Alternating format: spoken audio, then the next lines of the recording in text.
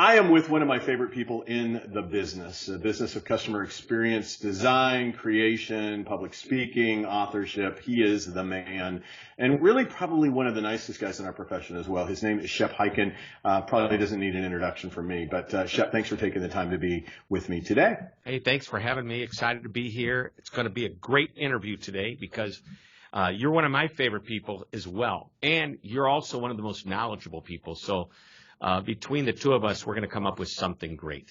Well, let's start with the fact that you've got a book that's going to be released any day now. I do. There it is. Look at it. It's real. I love when this is actually the advanced reader's copy. We don't even have hardbound versions yet, but they're on their way, I think, in the next week or so. Yeah, so by the time people are seeing this, it's probably either about to launch or has been launched. So don't let any of this preamble get in your way. Order the book, and we'll talk about how to do that in a bit.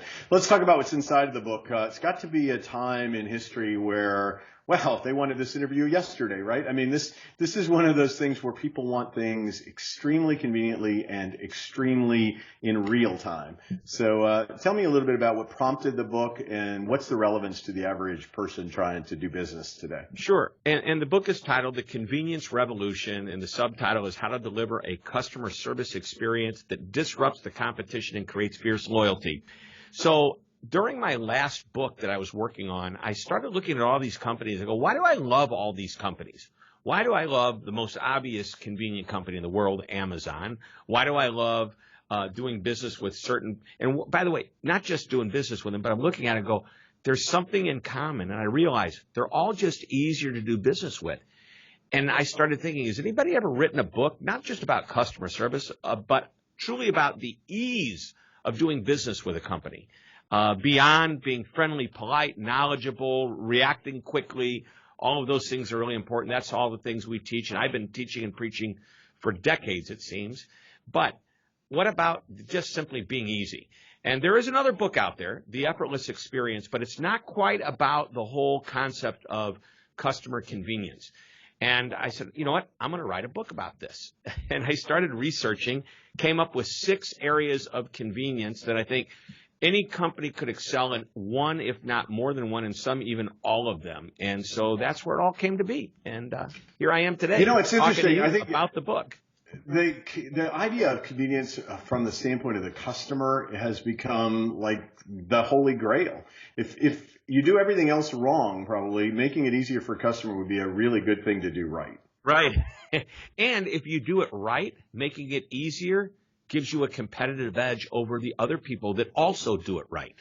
Yeah, absolutely. And to do it right and to do it conveniently designed around the customer's perception of what convenience is a real different thing. So tell me, when you go about researching this book, is it a matter of Shep saying, okay, let me think of the companies it's easy for me to do business with? Do you solicit other voices in this conversation? How do you get to the book? Yes, and even more than the two we're talking about. So the first thing I did is I went out to a group of peers and I hired an intern last summer to start working on this book with me. And I said, look, I'm going to give you a huge list of companies. And between all the people I talked to, what's your favorite company to work, do business with because of ease, not anything else. I probably had 250, 300 companies. And some are companies I'd never heard of. Some are companies that, I read about this company and I wish I could do business with them. And we put them all together, and we pared it down to about 35 companies. And I said to the intern, your job is to give me a paragraph on each one of these companies and why they could potentially go in the book. And you can't see behind me. It's actually slid over because it's pretty ugly, but there's this big whiteboard, and we had yellow Post-its. We had probably 200 yellow Post-its. We're moving them around, and that's how I went to research it.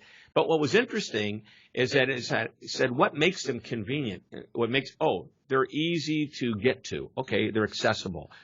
They're it's a self-service solution. They give you they made it so easy for us to get our own information. Okay, there's another one. Technology, self-service. So there's all these different categories, and we broke them down into basically 6 categories. If you wanted to stretch, you can make it 8, maybe 10, but 6 very simple categories. Anybody can excel in any one of these, if not, as I mentioned a moment ago, all of them, or at least two or three of them. Well, what the beauty of this is you kind of go out in the universe and you scour for the great leaders and examples. You pare that down into a convenient, easy to digest sort of list. And then from there, you extrapolate out the things that we could do in the categories that we could pursue excellence in to deliver this convenient experience to customers. So kind of deconstructing what does convenience look like, really. Hey, and to one of your favorite companies to write about is Starbucks, and you wrote a wonderful book about Starbucks, which, by the way, if you don't have it, you should get that one. Let's make them a deal. Buy the two books together. No, I just see that. I've got enough royalties on that one. Enough people have read that one. Let's stay with this one for right now. Okay. All right, so let's keep it. What makes Starbucks convenient? Well, I would think there's a variety of things. Now more technology makes it convenient. I can order on my phone and mobile order. That stuff is in there. Order on the phone, and they have the best system for their order on the phone, go in, get your rewards. I mean, without a doubt. Now, I didn't put them in the technology area, but I almost did, actually. I felt they were better suited for another area. Because what I did is I took one company and said, here's an example of a company that goes across all 6 of the categories. Okay. By the way, the categories are reducing friction, which every category is about reducing friction. Just some companies set this as their primary value proposition to their customers. There's technology, there's self-service, there's a subscription model, there's delivery, and there's access, as in, hours of operation, accessibility through location. And so anyway, those are the 6. And I've now given you the hint on where Starbucks fell into. Yeah, well, accessibility and location is certainly a big one. Exactly. I mean, it's going to be in there, so. Yeah, exactly. I'm glad I got the hint, because it would have been really embarrassing. Like, I'm supposed to know Starbucks, and you're the man of convenience. We couldn't even communicate about it, so it's good to know we pulled that off. But, you already said, well, they could be in technology. Sure, they could be in technology. Right. And by the way, the technology they created reduces friction for the customer. They made it real easy. They have probably one of the strongest, what I would call retail apps available today. So they could have fallen there. They could have fallen a little bit of self-service, because you can order on your phone, just go in and pick it up and it's ready, so you don't have to stand in line. Lots of places that they have figured out to reduce friction. I chose to put them in to the access category just because there was a great quote when we were doing a research that somebody said, yep, I'm in Starbucks, and I looked directly across the street, and there's another Starbucks. I looked right down the street. There's another Starbucks on the same block, and it's like 3 of them within, and they're all busy. That's what's amazing, is they're all busy. And that's because they're really good at what they do. Well, so let's look at your career a little bit and where this convenience thing fits in, because one could argue that just making it convenient is insufficient to build loyalty to a customer. It's like table stakes and necessary and all of that stuff, though you can create a unique value proposition around how easy you are to do business with. You take Staples, which claim to be the easy people with the easy button, right? I mean, they were saying a big part of our value is just how convenient it is to do business with. So I push back, because a lot of your career has been figuring out how to delight people, or use your variation of a term that goes above and beyond functional ease of doing business. So how do you marry those two things together? Both make it easy for me, but uplift me, or do something that causes me to remember you emotionally. Right. So, there's several answers to that question, because it's a big question with lots of questions within it. Let's go back to the original premise that I believe that today customer service is table stakes. And I think that's a word you just used.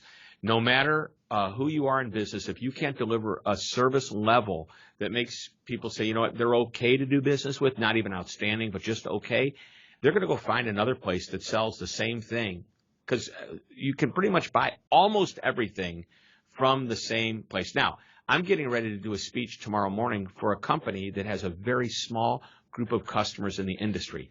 There are only 3 competitors in the entire industry and almost that many customers. And it's interesting how they cross-sell with each other.